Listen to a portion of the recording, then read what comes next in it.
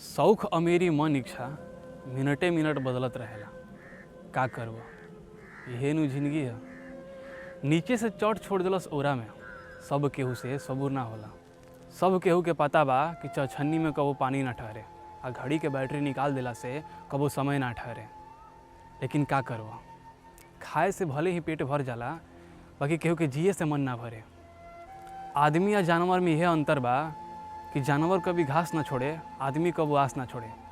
कबो कबो लागेला कि मैं सिवान ऊपरे बा, काहे कि लोग मोहू के बेरी ऊपरे ताकेला। समय बड़ा मुलायम होला हो, छहल जाला कैसे घिऊ निहन पते ना चले। जनवरी के आस में कब दिसंबर बीत जाला पते ना चले। साल के हर दिसंबर यह कहेला, चाहे जिंदगी होखे भा कुछ और, समय से हर एक चीज़ समेट लेवे के चाहिए। काहे से कि ओसरा में पसरल सामान आ पैसा में पसरल प्राण एक दिन छजी पे रखा जाला।